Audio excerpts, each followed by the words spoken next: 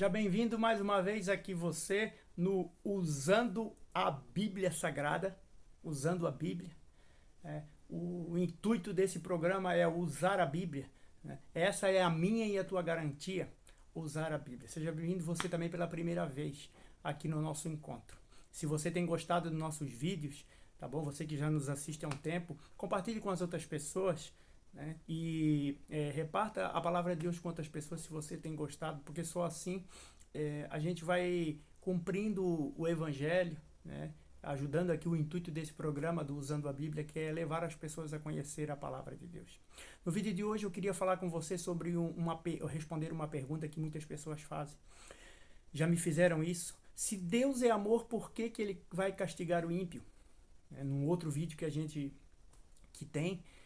fez, a gente falou sobre o fogo eterno, se vai ser eterno ou não. E hoje eu queria falar com você sobre responder essa pergunta. Por que se Deus é amor, 1 João 4,8 fala, por que Ele vai consumir o ímpio? Eu queria iniciar respondendo esse assunto com um texto que se encontra no livro de Jeremias, capítulo 33, verso 11, que fala assim, ó: Disse-lhes, tão certo como eu vivo, diz o Senhor Deus, não tenho prazer na morte do perverso, mas em que o perverso se converta do seu caminho e viva. Convertei-vos dos seus maus caminhos. Então Deus não tem prazer na morte do ímpio. Tem um outro texto na Bíblia que fala: Deus não tem prazer na morte do ímpio. Quando você vai no livro de Eclesiastes, capítulo 7, verso 29, diz que eis que eu fiz o homem justo e reto. Ele é que se meteu em muita astúcia. Deus tomou uma dor com certeza no coração muito grande, né, com o próprio Satanás de fazer o que ele fez. Agora Deus criou não só os anjos, mas o ser humano para viverem eternamente, para ser felizes eternamente.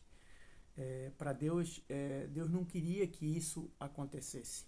Agora, como aconteceu no passado, tem um texto na Bíblia, acontece hoje também.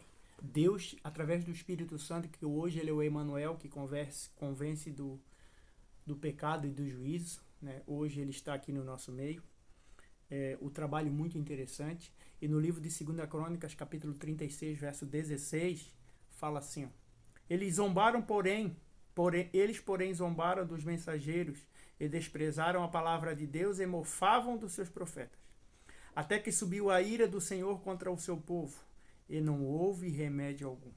Então Deus tem trabalhado como no passado trabalhou, trabalha hoje no coração de cada filhinho seu, através do Espírito Santo, através das evidências bíblicas, né, principalmente, através de uma pessoa que ele pode usar para falar comigo e com você, claro que baseado na palavra de Deus. Agora, muitas pessoas têm zombado de Deus, e Deus tem mandado seus mensageiros, a palavra de Deus não muda, e as pessoas, olha como está o mundo aí.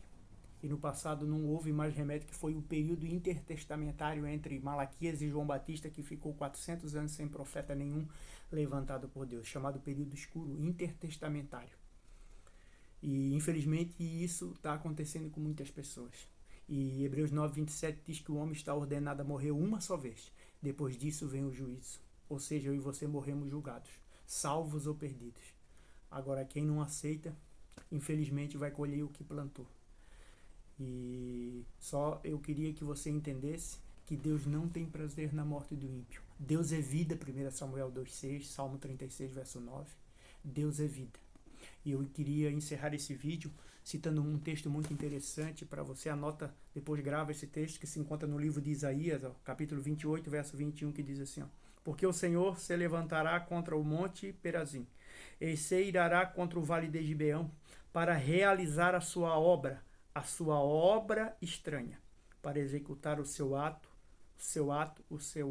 inaudito. É estranho para Deus um dia ter que castigar os ímpios, filhinhos seus, mas Deus vai retribuir cada um segundo a sua obra. Por isso existe o livre-arbítrio. Por isso que Isaías capítulo 26, verso 10 diz que Deus não vai levar ninguém pelo colarinho para o céu. Deus é amor. Ele quer trabalhar no meu e no teu coração, querido.